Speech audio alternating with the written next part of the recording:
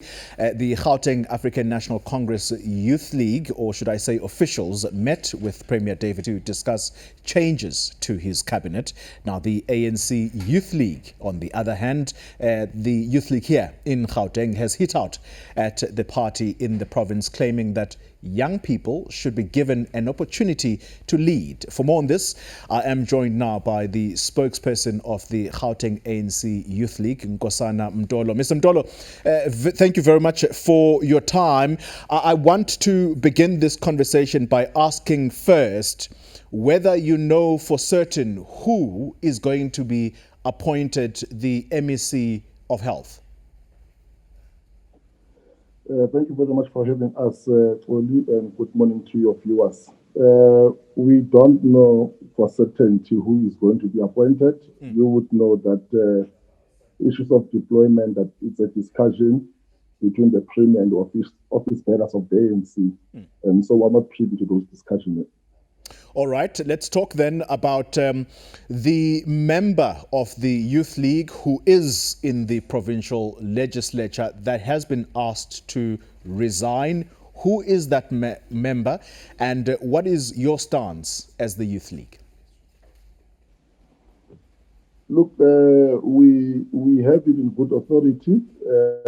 We have confirmation that one of the leaders of the Youth League in the province was requested to resign so as to make way for somebody else to come in.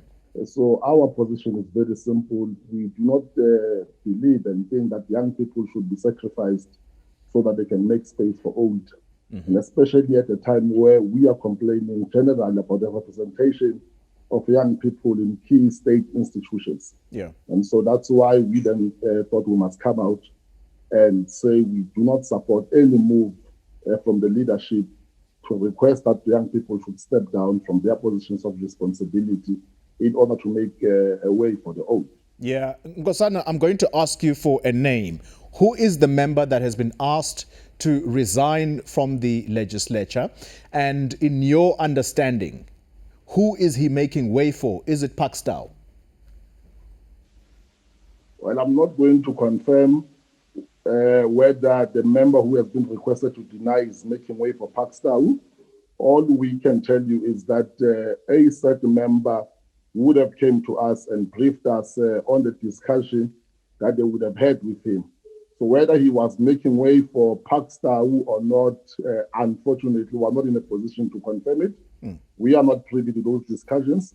Our discussion was with a cadre that we serve with in the Youth League, who came and briefed us about a request which had been made to him. As to who was to enter into his place, I don't think it's our position to confirm if whether it's Pakstow or somebody else. All right, I think the ANC, the province is best suited to answer that question. All right, let me ask you this then.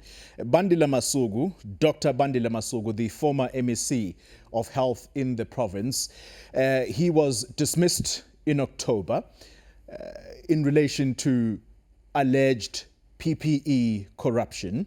Now, the question here is, he was a member of the Youth League at some point. What is your understanding as the Youth League about whether his dismissal was above board?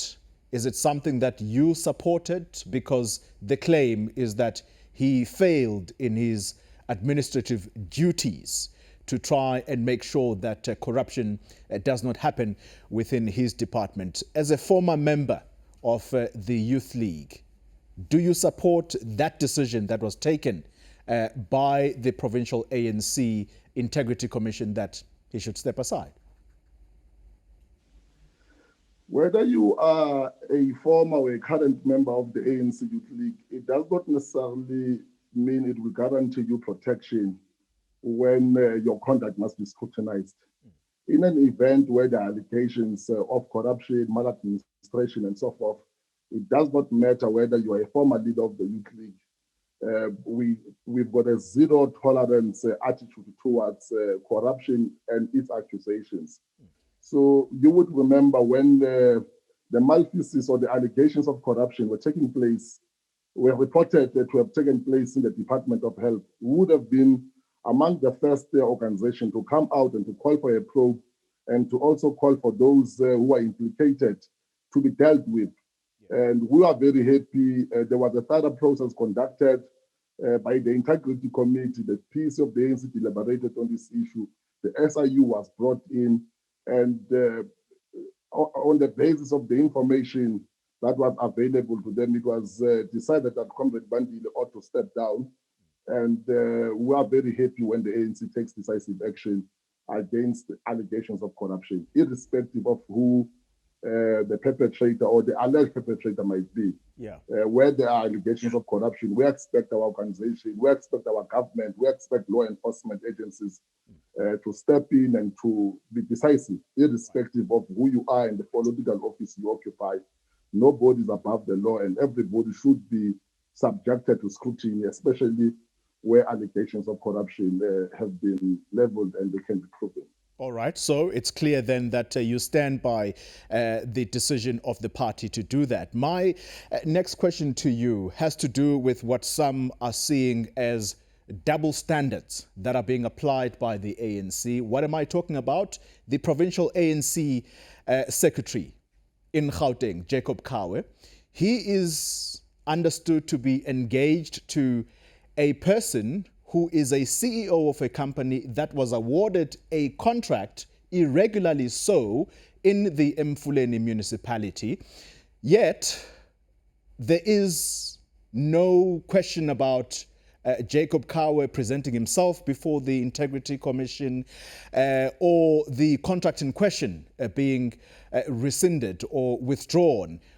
Why is the ANC seemingly applying double standards? Should Jacob Kawe not answer to the Integrity Commission about a person that is close to him? When I'm relating this case to you, in mind, I have Kusela Digo and the husband. I have Bandile Masugu and his wife. Well, firstly, we do not speak on behalf of the ANC. And I'm sure if you were to put that question to the ANC, they would be able to respond to that question. I'm sure they are dealing with it. I'm sure the provincial secretary, if and when he's requested to present himself to any structure of the ANC, he will do so. We don't speak on their behalf. We don't know what their thinking is. We are speaking on the issue of comrades who are young in the legislature who have been requested to step aside. And I'm sure Comrade Kawe is very committed to clean governance, is very committed to a fight against corruption. And I don't think we would want to enter into that space. If there is a process in the ANC, we don't even know if there's a process in the ANC to hold him accountable. I don't know whether he should be held accountable. But I'm sure those who speak on behalf of the ANC and who speak on behalf of the provincial secretary of the ANC will do so. We don't speak on their behalf. You don't know, Nkosana, whether he should be held accountable. It would seem to me that you are, as people that are constantly pronouncing themselves as, the type that holds or shines the spotlight on issues of corruption, the ANC Youth League, you sound as though you are willing to give Jacob Kawe the benefit of the doubt. But why is it that there are rules for some and rules for others in the ANC? The rule book should be applied evenly. Wouldn't you agree? No, absolutely. We agree. And like we stated when we started, it does not matter who you are, it does not matter which office in the organization or in the state you hold. In an event where allegations of corruption can be proven, or at least they have merit, everybody ought to be subjected to scrutiny. What we are saying, simply, we don't speak on behalf of the ANC, and I'm sure the ANC has its own processes. And I'm sure if you were to put some of these questions to Comrade Kawe, and knowing him, knowing his commitment to a fight against corruption, he'll be more than willing to answer these questions. Comrade Kawe is not in government. Comrade Kawe is not in Empuleni, he's a provincial secretary of the ANC, he's not a public representative. So I'm sure, given an opportunity, but his partner and the company in which she is involved have been awarded or has been awarded a contract, and it is said that it was irregular because they did not even make the first list of the companies that were considered, and somehow a deal was struck that this company gets this contract ultimately, and this is someone who is linked directly to the provincial secretary. And we all know the office bearers, the amount of power they wield and influence. You can't tell me that you don't see anything wrong there. Firstly, we did not say we don't see anything wrong, and we reiterate our stance. The provincial secretary of the ANC is capable enough to speak for himself on this matter. And if there is any issue he has to answer to, I am sure probably you would agree that the media have access to him, and that question should be put to him, and he must answer for himself. We don't speak on his behalf. We don't speak on behalf of the ANC. Ours is to speak on the views that we would have raised yesterday on the issue of the appointment of the new MEC. On any other issue, I'm sure Comrade Kawe, our provincial secretary, can speak for himself there. Nkosana Mtolo, thank you very much for your time. The Gauteng ANC Youth League's spokesperson in Gauteng. Thank you very much for your time.